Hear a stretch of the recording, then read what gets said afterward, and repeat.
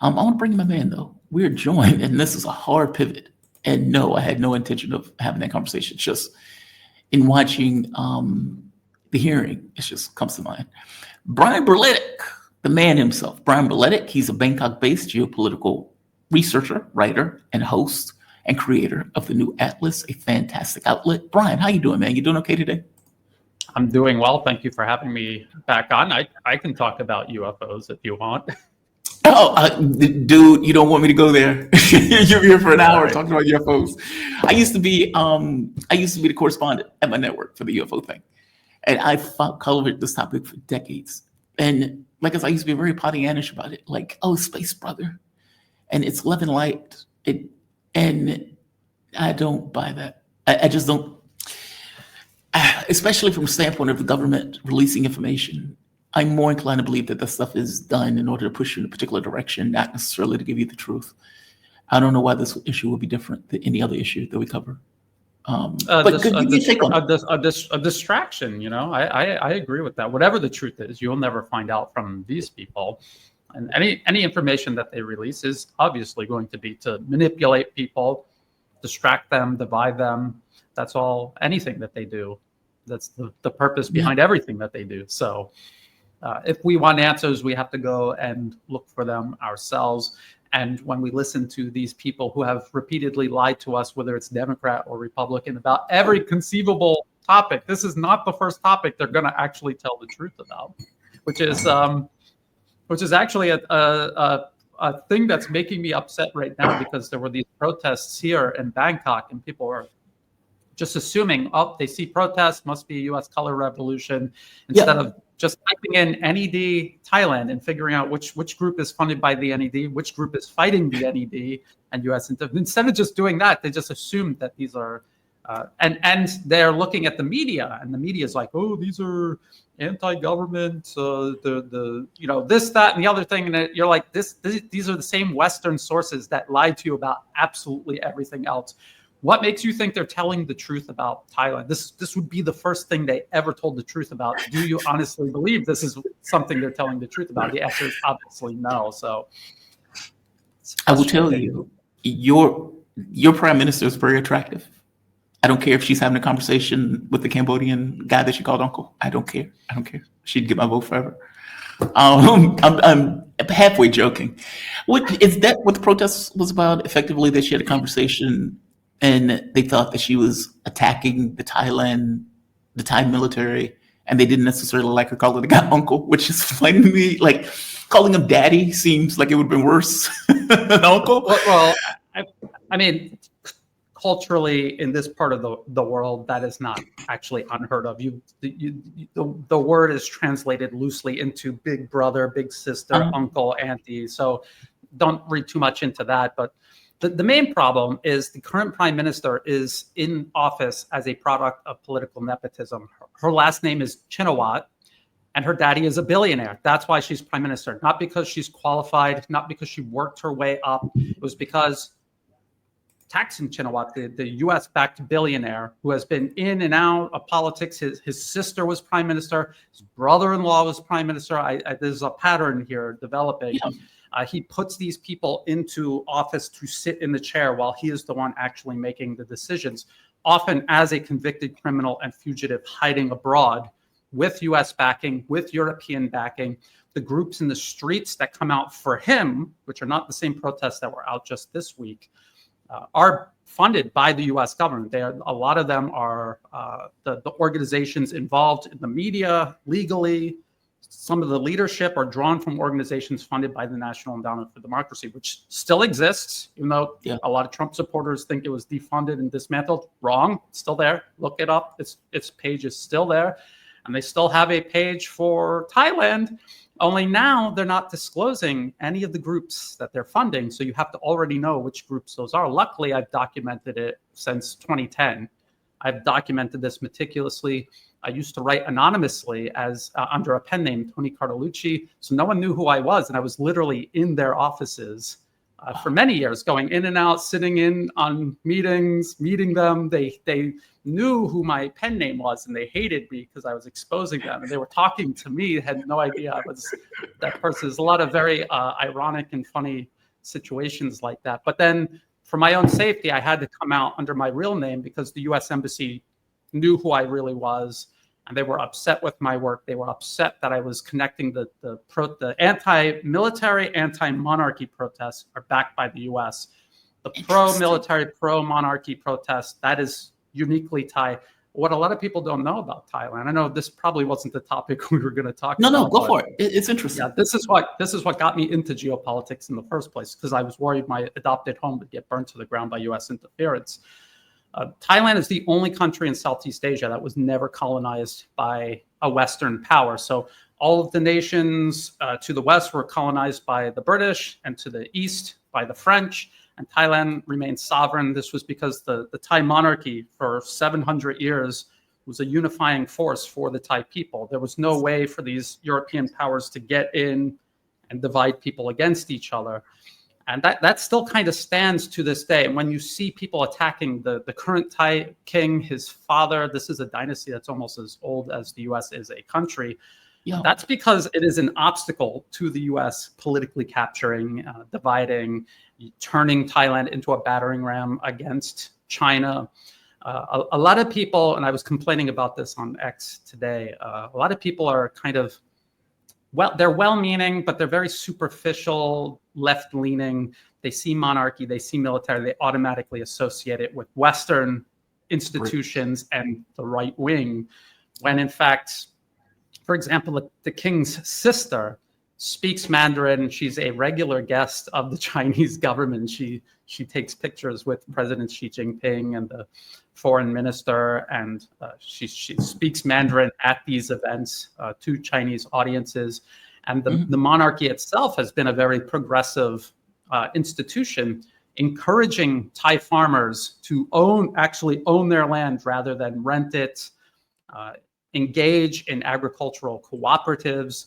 The monarchy advocates infrastructure projects for irrigation, for power generation that benefits all Thai people. They're very active in pharmaceuticals, making Thailand independent in terms of pharmaceuticals. The government pharmaceutical organization, I've actually covered this in the past. They ask Western pharmaceutical corporation, can you sell this to us at a reasonable price? And if the answer is no, we don't care about the patent. We will just make it ourselves. We know how to make it, and we will make it. We have to get this to people that need it. We're not going to dangle it over their head for a price. We need to get it to the people who need it. So that is what the Thai monarchy has done for the Thai people. And Thaksin Shinawatra, he kind of rides this wave of very superficial people power. His protesters wear red shirts to be like Marxist or Maoist or something, but it's all dress up. He is a Wall Street backed, and he himself is a billionaire himself, and he has served U.S. interests since even before he became prime minister in 2001. And this has been a battle between the U.S. getting this billionaire, and then now there's another younger billionaire, Thanathorn Juanggrunggrungke, very, very similar story.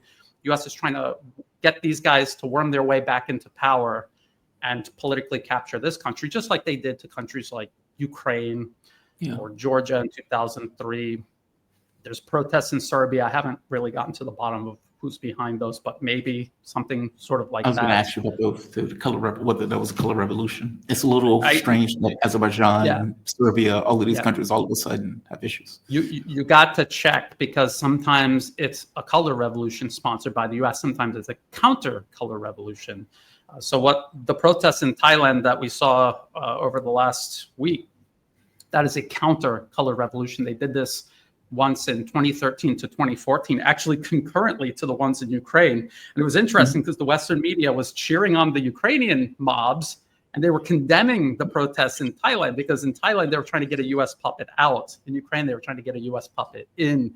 It's very important to pay attention to the tone of the Western media. If you're not interested in doing all the research and everything, just who's the Western media promoting? Yeah, just watch their tone. They always know, right? They always know. It's amazing. It's like a cat landing on its feet, or bread always, going butter down. Yeah. Wow, that's fascinating. I got to be honest. I don't know enough about Thailand politics to talk about it credibly one way or the other. So I'm glad that you can break that down. That's fascinating. Like the only place that where I was aware of them having a king was Nepal. And I didn't know anything about politics at that time. And I was in Nepal, and it just so happened that the king apparently had killed his brother. And after he killed his brother, it's like, well, I'm the king. Anybody have anything to say?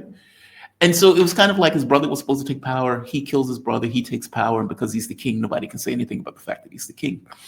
And he had stole apparently a lot of money, whereas Parliament got fed up. Gave him the order to leave or else. And so at the time, nobody knew whether there was going to be military action or not. So there was this kind of, everybody was on pins and needles, not knowing what was going to happen in Nepal.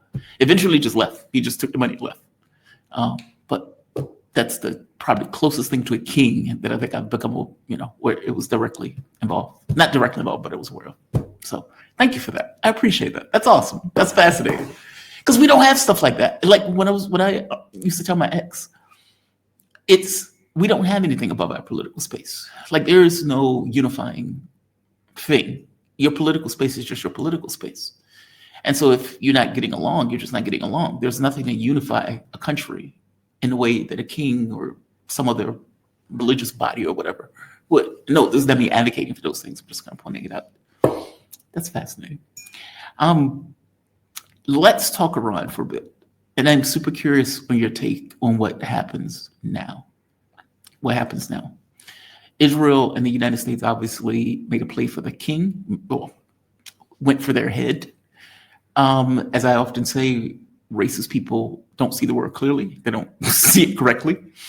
And they thought that they could knock over the government within a few days. And that failed miserably. And the US had to get involved to save Israel's ass because it was going bankrupt and the amount of damage it was taking was well beyond what it thought it would have to take. Foreign Minister of Iran, when asked, came out and said this, talking about the United States strikes. And I want to get your take on this. It's two clips. This is one. I want to get your take on both. One cannot obliterate. The head of the UN's nuclear watchdog, the IAEA, has told CBS News that Iran could likely start enriching uranium again within a few months. Is that your assessment as well? One cannot obliterate the technology and science for enrichment through bombings. If there is this will on our part, and the will exists in order to once again make progress in this industry, we will be able to expeditiously repair the damages and make up for the lost time. President Trump has made it clear that he will bomb your country's nuclear facilities again if Iran does indeed start enriching uranium again. Are you prepared for that? Is this a lawful act? Let me stop there. I want to get your take on that. I got to be honest, that clip bugged the hell out of me. When I heard him say that, I was like, what the F, man? What the F? Give me your take on that before I go to the next clip. Is it a lawful act? Well, I mean, the U.S. is trying to make a legal case to do something that is just completely illegal, which is launch a war of aggression against a sovereign nation on the other side of the planet that poses no threat whatsoever, immediate or even intermediate, to the U.S. or even to Israel. We have to remember, Iran had this huge ballistic missile arsenal all along. They could have used it at any time of their choosing, and they only ever used it in a very measured way when Israel attacked Iran first. Yes. And then also when the U.S. attacked Iran first, they retaliated with these missiles. And this is what U.S. policymakers in their policy papers across all of these years have been saying about Iran privately. Well, not really privately, because the papers are available public, but they know they know the public will never read them. But they have said, even if they were to get nuclear weapons, they only use it as a deterrent. We have them surrounded, and that is what they are reacting to. And that it's a very rational reaction. When you're surrounded, every nation around you has been invaded, occupied, destroyed, the government's just toppled and replaced. You fear that you're going to be next, and you're going to react in a very predictable and rational way, which is to create a deterrent. You're not going to attack Israel or attack the U.S. for no reason. You're going to get one bomb, and use it against countries that have hundreds of nuclear weapons. Doesn't make any sense, and they admit that in their papers. So what the U.S. is doing is trying to, once again, just like in 2003, they're lying. They're trying to fabricate, I would say, a pretext to wage war with Iran. They already have now waged war with Iran. I would disagree. I would say the plan always was for Israel to provoke the war and for the U.S. to wade in. That's exactly what it said in their policy papers. I was warning for months and months that all of this talk about negotiations with Iran were cover for plans for the U.S. to ultimately go to war with Iran. They would have Israel attack during the negotiations. I said that, and that is exactly what happened. And then people, again, the same people could not see this coming, had no idea, who even went out of their way to say this was not going to happen. Now they're saying, well, President Trump was dragged in unwillingly into this. No, it's not true. This was always the plan. It's on a piece of paper 16 years ago.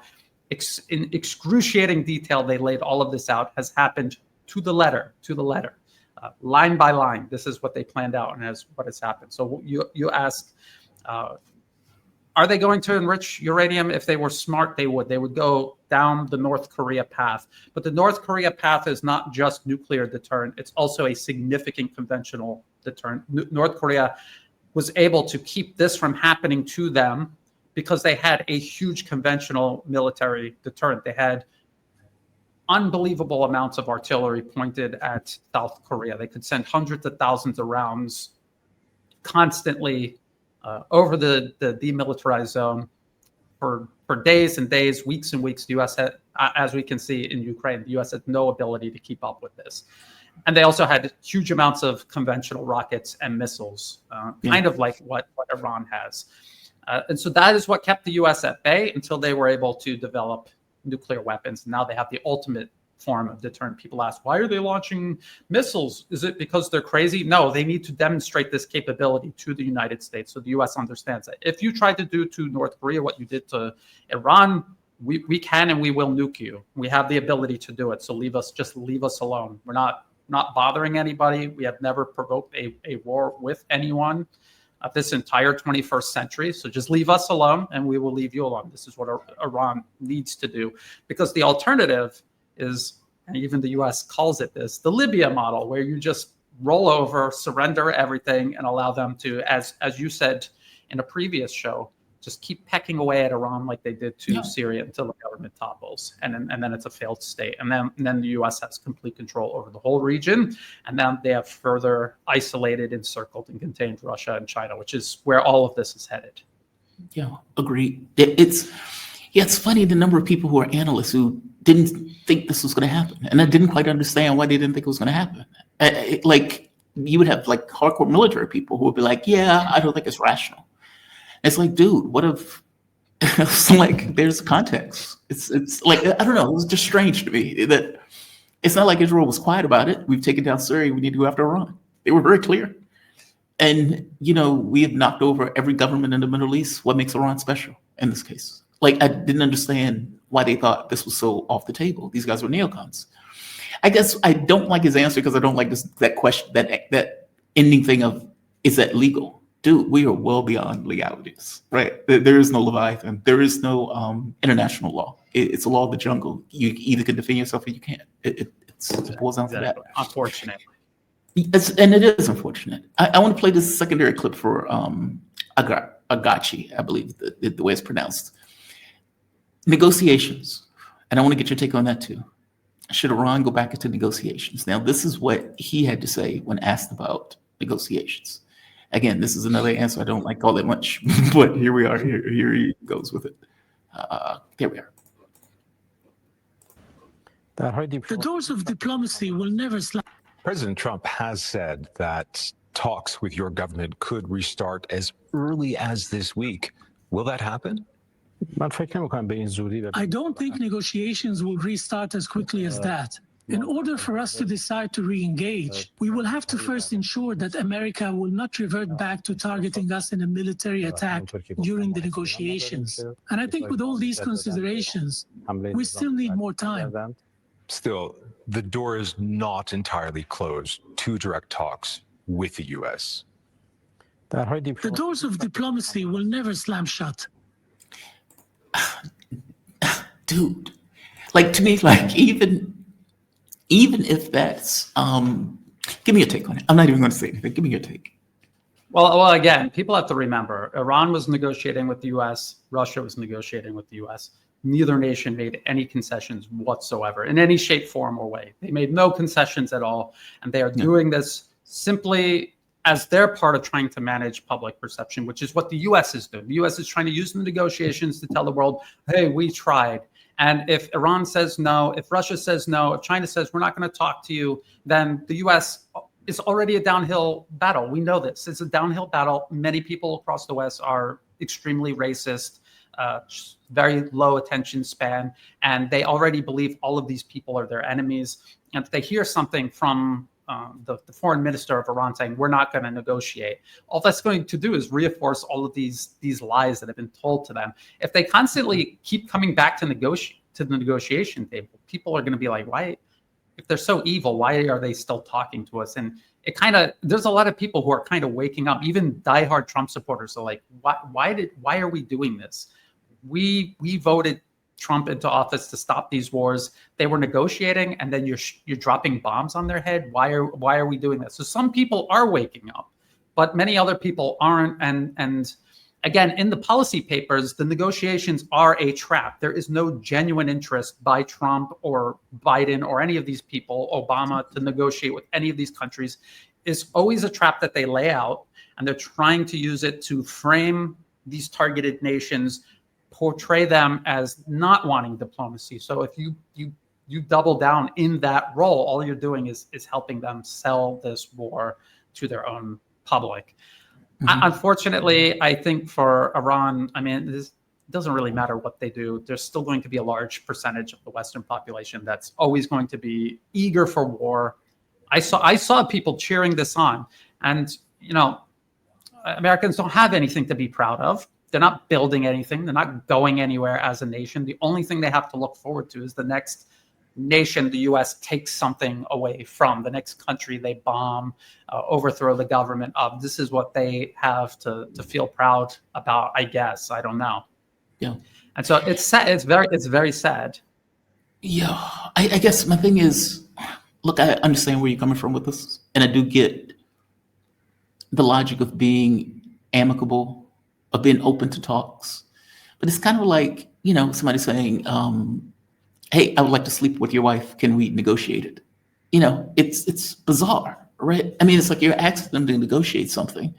A sovereign nation, that rational human being would say it's none of your business. And that's what this negotiation is. It's like, hey, we don't want you to do enrichment. Okay, even under the non-proliferation treaty, they have a right to do enrichment. They have a right to build nuclear power facilities. This is well within their right to do, even under the treaty obligations that they've agreed with. And so the U.S. coming in for something that is none of the U.S. business, purely, let's be honest, for regime change, quote unquote. Yes. Using this as a stalking horse to do so. I mean, but even the stalking horse is strange. So I do get where you're coming from. From my point of view, I am well beyond this idea that Iran, Russia, any of these countries would get a good headline in the U.S. Iran could have bent over backwards, and Jesus could have came to Iran and offered him bread, and they still would have wrote a horrible headline about Jesus coming to Iran. Like, there's nothing that they can do that would ever get a good headline out of the West. And so I'm well beyond this case of caring about what headline they write in the West, at least from my point of view as Iran. But I get your point. They are trying to manage image, not just to the U.S. and to the West, but also the global South. Fair enough. I hate that they do that. That's all. I've gotten to the point where I even hate that Russia is like, yeah, the door is open. But it's different in Russia's case. In Iran's case, we're being bullies, and we're explicitly trying to steal something that we have no right to take. So, well, I do agree with that point that you made, because the U.S. has no business talking with Iran in the first place, and Iran should make that very clear to the world. Say, we want to negotiate, but why are we negotiating with the U.S.? Did the UN nominate you to arbitrate this? No. The answer is no. So we want to negotiate, but not with the United States, because it's none of your business. You're under international law. You have no right to interfere in this. This is not your business. If you think that we're violating the non-proliferation treaty, you don't come here and talk to us. You go to the UN and you talk to them and you set something up over there. And so that, I think that was a mistake on Iran's part. But again, we can talk a lot about many mistakes that Iran, Russia, China are making. I would say the biggest mistakes they're making are not necessarily negotiating with the U.S. because let's just imagine they just said no, we're not negotiating, or they. But if they said that, go through the UN and we will do it. What would their answer be? So I think they should have done that. I think that is a mistake, and I think they need to force the U.S. to go through the UN. If you're trying to buy time, which is what I think Iran and Russia and China are all trying to do. Yes.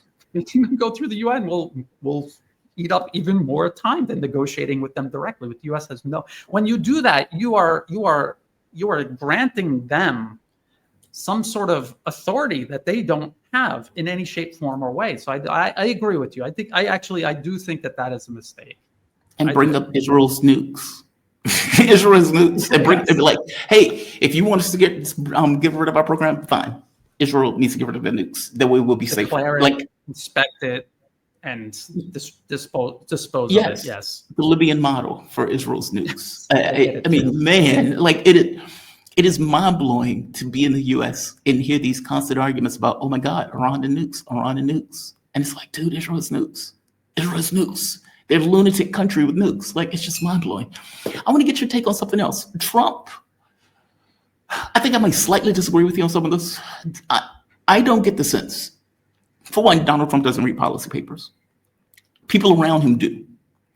And so while I don't doubt that the people around him knew exactly what they were doing, like the direction they wanted to go, I don't get the sense that Trump entirely knew. It seemed like Trump was told something like, hey, Israel can do it. And Trump says, okay, it's a win. And then when he couldn't do it, the U.S. had to now put his fingerprints on it and get directly involved. Something that I am not certain that Trump wanted. I mean, because he was mystifying me for a while. I was like, what is going on with him? Is he senile? Does he have dementia?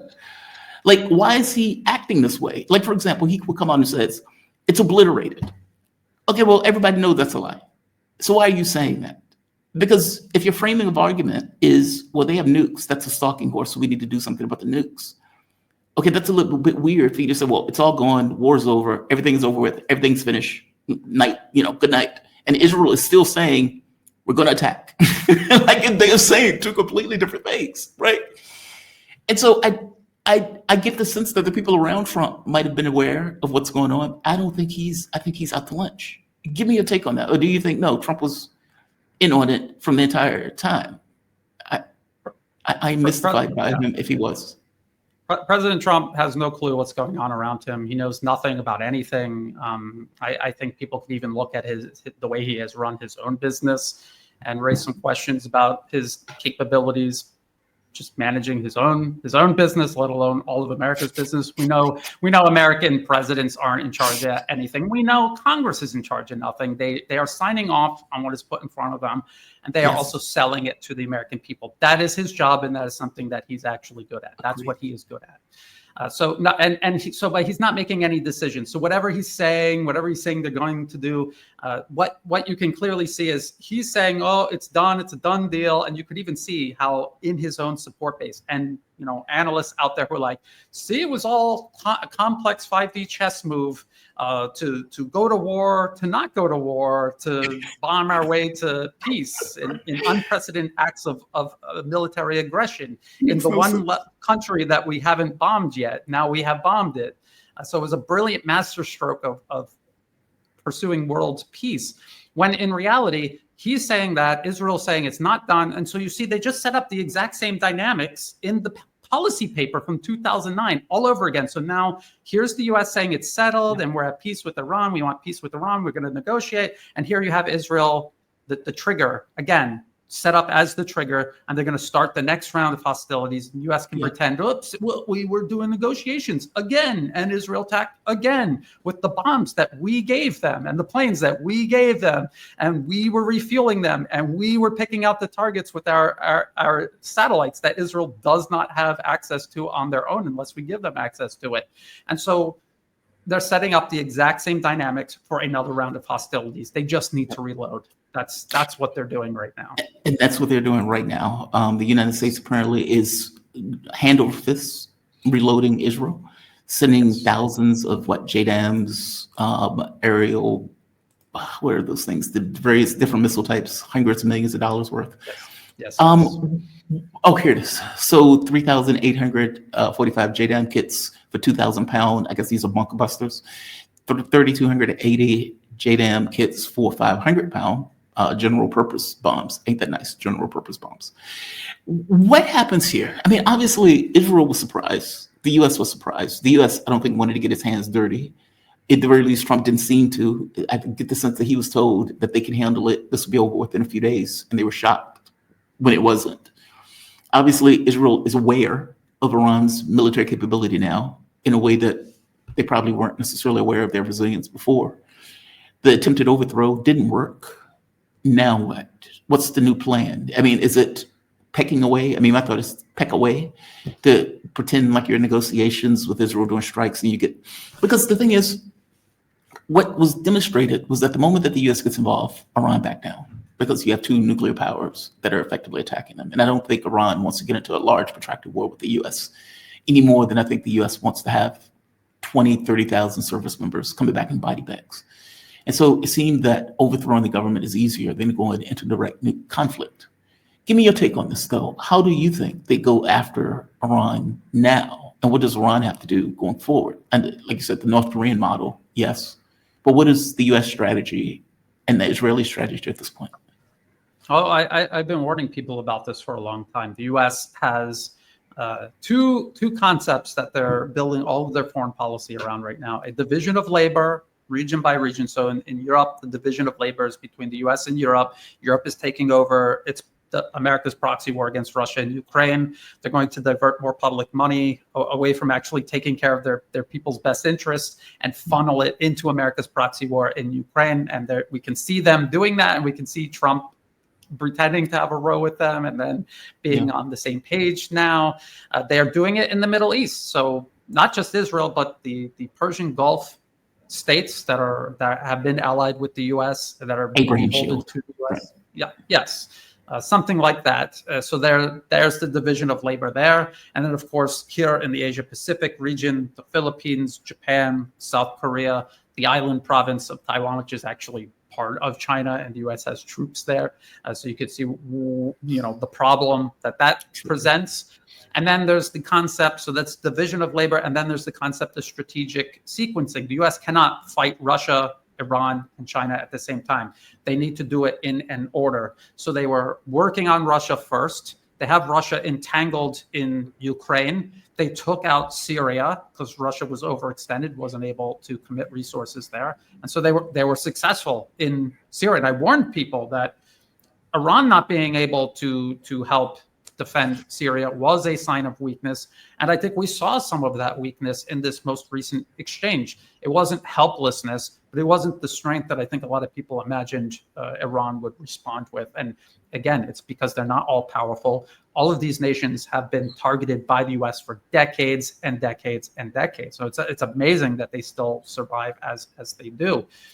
And then, of course, so you're talking about, the U.S. does not want to get involved in a protracted conflict in the Middle East. They want this to be quick, and if not quick, at least efficient. So if we're going to drag it out efficiently, and that's why they want to do these start and stop, use the negotiations, try to rearm, rebuild, reposition, start reworking the regime change operations that they've constantly been working on for decades, and see if they can't start it again and get something going where they can topple the government on the cheap. They don't need a protracted war, because if they get tangled up in a conflict with Iran or Yemen, even for that matter, or in Ukraine, and they expend huge amounts of resources, they do not have these resources for the ultimate conflict that they're preparing for, which is China in the Asia Pacific region. Right. And they're already panicking that they're not going to be able to do it. China's making like 200 times more ships than the U.S. every single year. How do you compete with that? In their mind, they still think that they can. And so this is the clock that they're racing against. And this is what presents the limits to the scope of operations in each one of these regions: Europe, the Middle East, and the Asia Pacific region.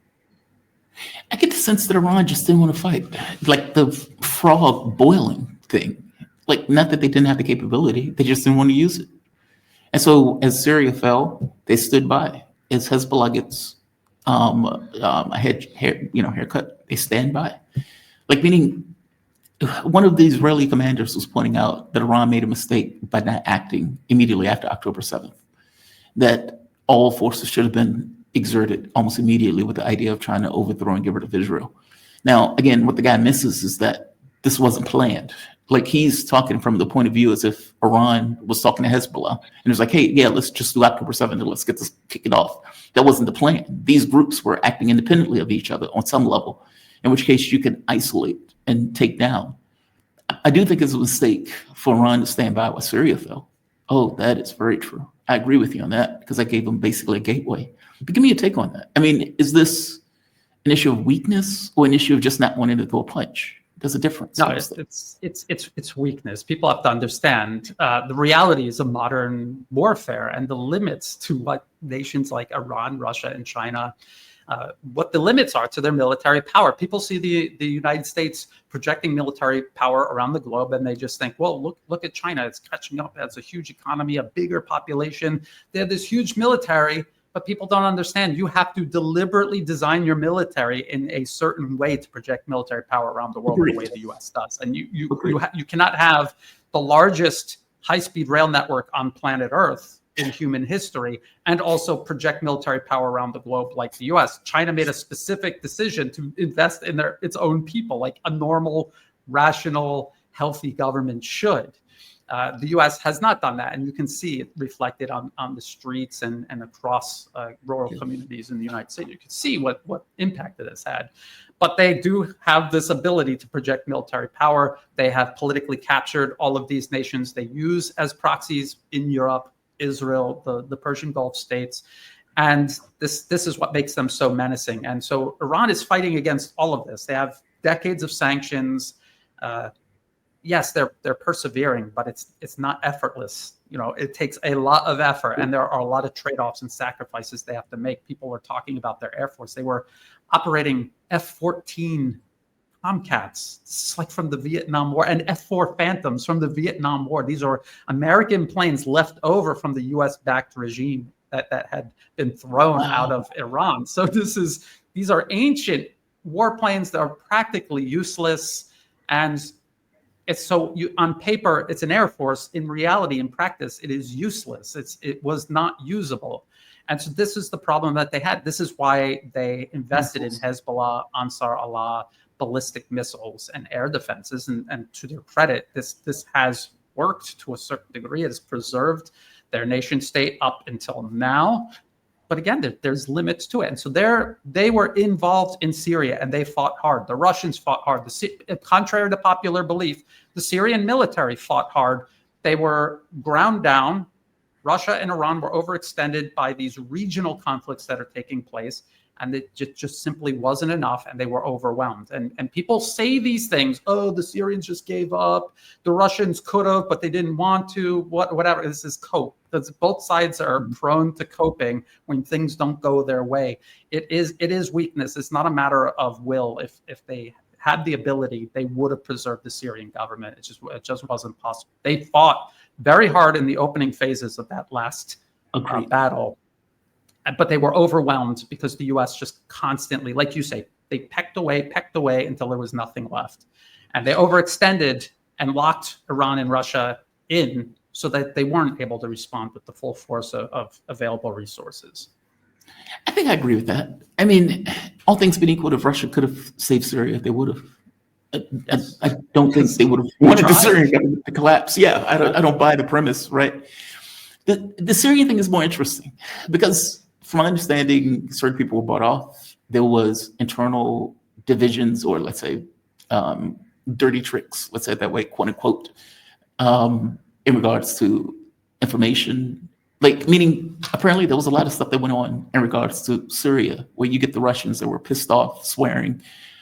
The Turks apparently pulled a fast one. The conversation with Lavrov came out obviously and clearly pissed off talking to the Turks. I don't know. I agree with you, though, that it wasn't a situation that if they could have saved them, they wouldn't have. They just couldn't in that case. I am curious on something else. This seems desperate to me, though. Like, if you look at what is taking place in Ukraine right now, okay, they tried, they weren't able to work. Now they're going to give it to the Europeans, who are in no shape or capacity to do what the United States wants them to do in regards to giving over that responsibility. The U.S., KJ No often points to this notion of people being able to believe they can fight a bear. It's like 8% of the American public think they can fist fight a bear and win.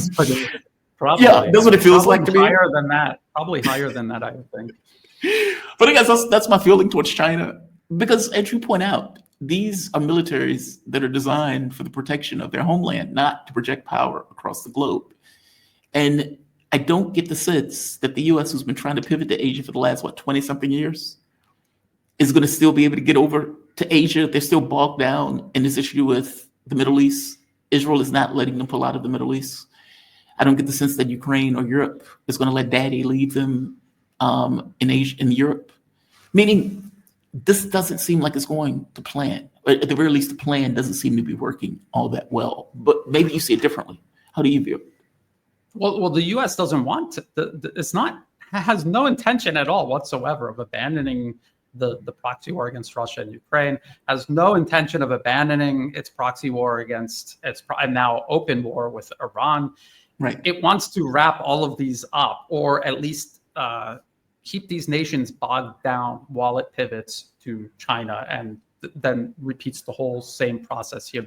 There are already proxy wars here in the region being fought by US-backed militants and terrorists against central governments in the region. Myanmar is one that's been ongoing for years and years. I've covered it. I've shown the documented evidence of US involvement in this war against the central government. That is a country that is right on China's border. It is a key Belt and Road Initiative partner. I've talked about how the US backs terrorists in southwest Pakistan, in Baluchistan. They attacked the Chinese engineers. They killed Pakistani security.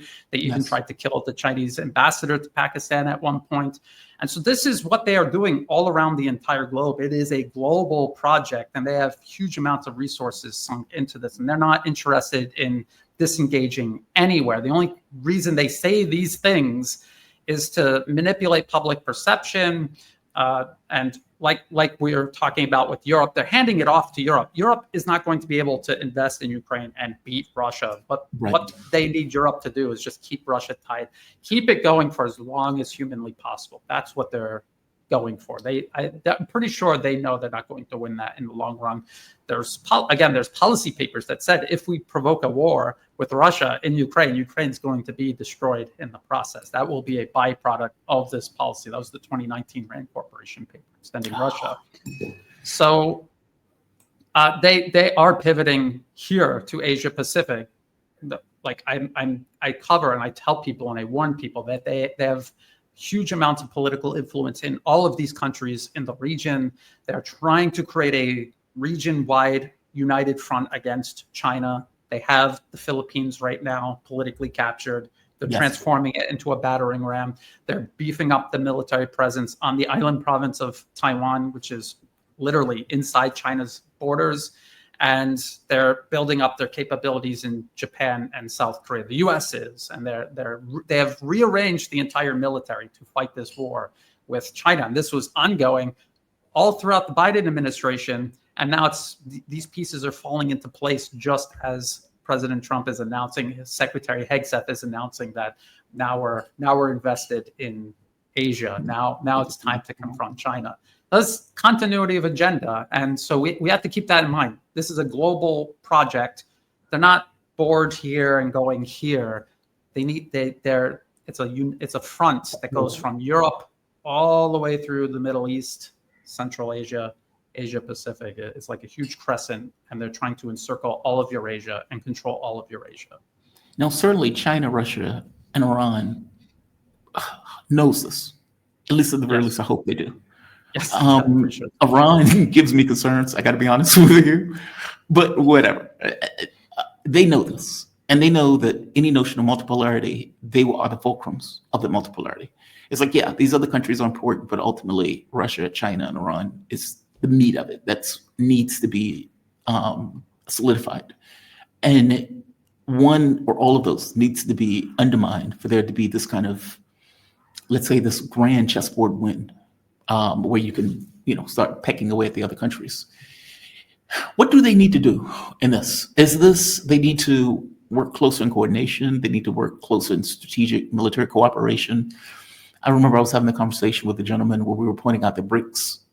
It's nice to have an economic idea of the world, but if you can't defend yourself, the economic idea doesn't really matter. Like, I may be the brightest person on the planet. If you can take my lunch money, you can take my lunch money. It's kind of that.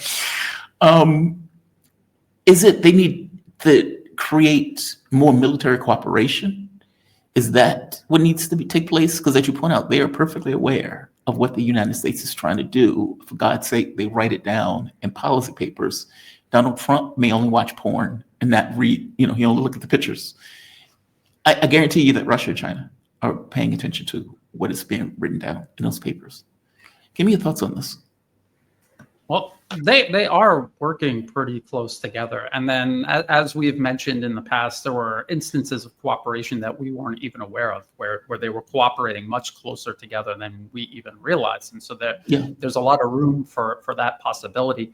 One thing that I will say that I'm dismayed over, and that I've raised over many years now, is the concept of information space as a national security domain. I've urged people to take this seriously in countries individually and across entire regions, like, say, BRICS here in Southeast Asia.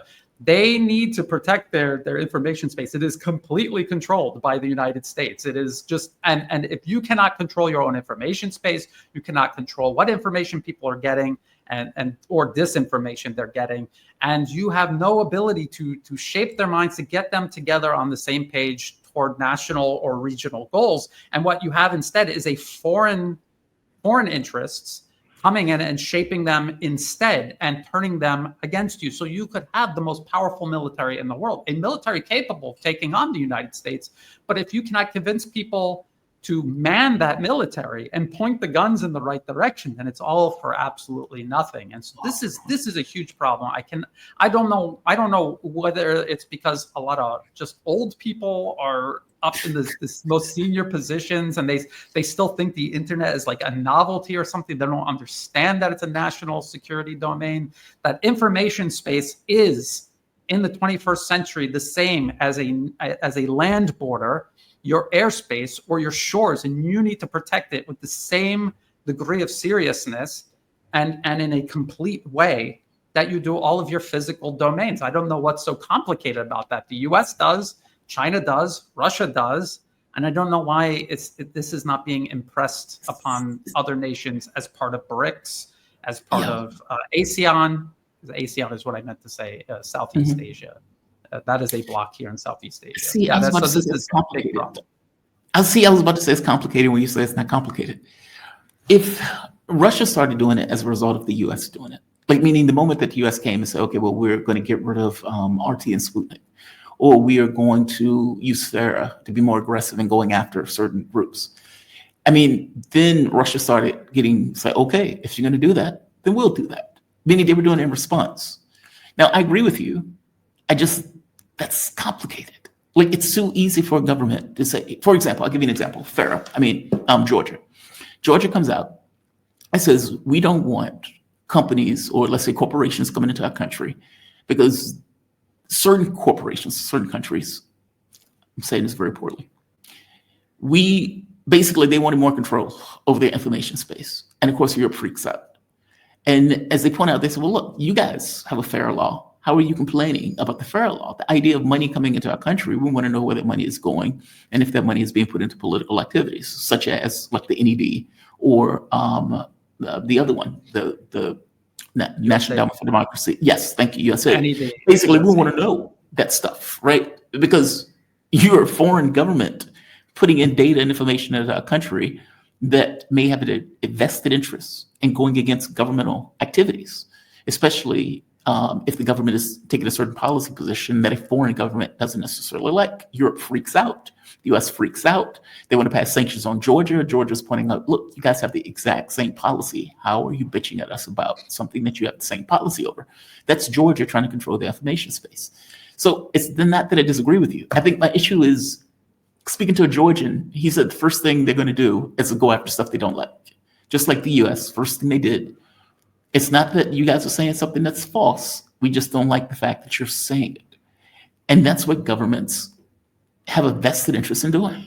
Like that's what I mean when I say it's complicated. You have to trust that the government is not necessarily going to start using stuff like censorship. And maybe this is because I live in the US that I'm overly concerned about it. But using censorship under this idea that that's misinformation, that's malinformation. That's what our government was effectively doing. Give me your take on that. That's why I say it's complicated. It's not as straightforward. I mean, unless the government is okay with just lying to the public, but I would. Well, I mean, every country is regulating information already. So what I'm suggesting is that they get control over, like you say, the money coming in. You don't even need to. And here there's things that you could do where you don't even have to do that much. I mean, if you're worried about the U.S. reacting, if you pull the plug on any defunding, but what you need to do is you got to look at your political space, your information space, like a Go board. So this is another board game. Instead of taking pieces off of it, you're trying to put as many pieces on it. Right now, if you look at the Go board of, say, Thailand, almost all of the pieces were put there by the U.S. So if you're not going to make laws and restrict it, at least start putting more of your own pieces on the board. Now, the problem is, say the Thai government makes a national news agency like Thai PBS, for example, and they have this huge campus, but all of the journalists were trained in the West. Yes. And then they come and they go work for this Thai news agency, and all they're doing is regurgitating Western propaganda because their whole personal and professional network for they themselves is locked into a Western professional and personal network. All the people that they met and are still in contact with. And so all you end up with is a Thai-funded version of the BBC or CNN or Voice of America, and it completely defeats the purpose. So what you need is, in your universities, you need programs, a pipeline where you're taking people who are interested in international relations, foreign affairs, journalism. You have a pipeline to teach them step by step and get them into a position where they are working for the interests of this country, Thailand, and not for the interests of Wall Street and Washington, literally on the other side of the planet. And now Russia and China have those pipelines in place, and they create huge numbers of people who are working in their own national interests. In countries like here in Thailand, even the universities have been heavily infiltrated by any defunded programs. I spent years exposing them, where they got a U.S. embassy corner in the university library. Like, why is that there? Is there a Chinese embassy corner in like Harvard library? I don't think so. But there are ones here in the universities in Thailand. And so why is that being allowed? And if you're allowing it because you're worried about the repercussions, at least there's 4 corners in the library. So you do something with the other 3 corners where you're balancing it out or balancing it in your favor. This is what I'm trying to say. And the same thing with Meta and YouTube and X dominates the social media landscape here in Thailand. Create an indigenous, you don't have to ban them. Just create your own, so that when because a big thing that they like to do is they like to say, we're not following local Thai laws. We're applying U.S. laws to these networks, even though they're in your country. And what are you going to do about it? You have no alternatives. So you create your own alternatives. And then you ask them, please comply to our laws, or we will kick you out. And yes, now we have an alternative. So you're creating leverage for yourself. Leverage you might not even need to use, but you need to start taking it seriously. You cannot just keep ignoring it, because it's like a terminal illness. You could ignore it and pretend it's not there, but every day it's killing you. If you don't do something about it, eventually you will just drop over dead one day. And that's what happens with U.S. regime change. They infect these countries every year. It spreads deeper and wider and deeper and wider until one day these leaders wake up and they're not in control of their country anymore. This is what happened to Bangladesh. And this lady who's I can't remember her name, it was a while ago. She just woke up one day and she's on a helicopter going to India. She knew the NED was involved, but she wouldn't do anything about it at all. Sometimes she would kind of go along with it, because she thought maybe if I go along with it, they'll give me a seat at the table. There's no seat at the table for you. If you're not a rich white guy, there's no place at the table for you. Sorry, there isn't. She just woke up on a helicopter going to Bangladesh. Pretty much. Going to India. Going to India. Oh, that is not what, that's not what you want to happen. You just wake up one morning on your way to India. I guess let me end where I began. Do you foresee Israel immediately going back into this attack after they reload? I mean, obviously they did take a hit, and obviously they took a financial hit on top of it. I think they spent like $12 billion a day, some insane amount. Not to mention them running out of shells. The U.S. Had given Ukraine shells for 3 years, and now having to try to do both was not able to do so. So they had to pull from one theater to give to the other theater, and even then they were somewhat at a shortage. Are they even capable of resuming this conflict immediately, or do they fall back on the Abraham Accords as a way of trying to marginalize Iran going forward? I think it will be a combination of things. They're gonna try to continue to isolate and undermine Iran through many means, not just military attack. But yes, once they're reloaded, if they think they can carry an attack out and diminish Iranian power even further, then they most certainly will, and the U.S. will too. And I've warned people that everyone's saying that this was some 5D chess move toward world peace. This was the U.S. breaking a political limit that was there against striking Iran. Now that the U.S. has struck Iran, they're going to keep striking Iran. Israel will continue to strike Iran. They have been since when they first struck that Iranian consulate in Syria. I mean, that's what they do. They do the salami slicing until it's all out, and people take for granted when they finally arrive there. They take it for granted because it was done so gradually. So that's what they're doing. I just think there is a limit to how much they can do at any one time, because ultimately it's not Iran that's the final objective here. It is Russia and China. So they have to conserve their energy. They have to look at the big picture, and Russia, Iran, and China also have to look at the big picture. As far as people talking about how much this cost Israel, this is ridiculous. America's just printing out money, and they have paid for everything up until now, and they will pay to fix everything that was damaged in Israel. They will pay for all the air defense and missile defense systems Israel is using, all paid for by U.S. taxpayers. So as far as Israel's concerned, they don't care. That the client regime in power there doesn't care about costs, because they're not the ones paying for it. The American public is paying for it. So that's very important to keep in mind. I agree with you and I disagree with you. I mean, you still have an economy that needs to function. That economy effectively was flatlined for the entirety of the war. The ports shut down, the airport shut down, none of that stuff, meaning the entirety of the country effectively went into a seizure. The people couldn't even leave. They had to go to like Cyprus and start invading Cyprus, buying up Cyprus property. And one last point, Israel is supposed to be the safe haven. Okay, what happens when it's no longer a safe haven? Effectively dies. This is all propaganda. All Israel is the Middle Eastern version of Ukraine. And so I agree with you. Yeah. No, go ahead. I'm sorry. I'm just going to say I agree with you on that. But the people who are there believe that propaganda. Meaning they inhale that propaganda as this is our safe place, this is our country, etc. Okay, if those people leave, then it is just kind of what it was meant to be, this platform in the Middle East to go after Middle Eastern governments. Yes, exactly. That's what, and there's going to be a lot of disappointed people. And, the economy, I agree with you. The economy, is always, Israel as a nation state, it struggles to be a legitimate nation state, because really all it is a forward operating base masquerading as a country. And there is a possibility for it to one day be a sustainable nation state, but not in the configuration it's in right now. The economy collapsing, again, the U.S. doesn't care. The Ukrainian government, how long ago has that collapsed? That's not a viable economy, and they just keep it propped up artificially, and they will do the same to Israel for as long as it's possible and profitable. And then when it isn't, they'll pull the plug on it, just like all their other proxies around the globe. And people find that hard to believe, but just wait and watch. I think them catching ballistic missiles morning, noon, and night for 2 weeks should be a wake-up call. All these people who thought Israel's like the master of puppets and the U.S. is their proxy. Why wasn't it the U.S. catching those ballistic missiles? Why was it Israel catching them and the U.S. benefiting from all of this and paying no cost for any of it? I just, it's a wake-up call. It's a wake-up call. Brian, always appreciate you, man. Always, which is like catching missiles for 2 weeks. Yes, they were. Catching missiles for 2 weeks.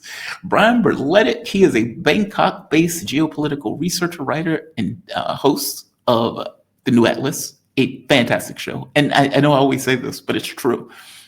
Before I even knew who you were, I had videos saved of you giving breakdowns of stuff where I literally sat there and watched it. I was like, wow, that guy's right. I don't even remember what it was. I just have it in my save folder for something that you were giving a breakdown on. It says, this is one of the clearest explanations of whatever the hell you were talking about that day that I've come across. So keep up the good work, man. You're fantastic. Be safe, man. Thank you. You have a good one. All right, Brian Berletic. And I mean that, by the way. I told you guys before, I would not give a compliment if I don't mean it. At the very least, not a real compliment. And I know that sounds weird, but there's a difference sometimes. Brian's work has been exemplary. And, while there may be a difference between what someone writes versus how it's espoused in reality, from a standpoint of a direction, I do agree with a direction that I think this government is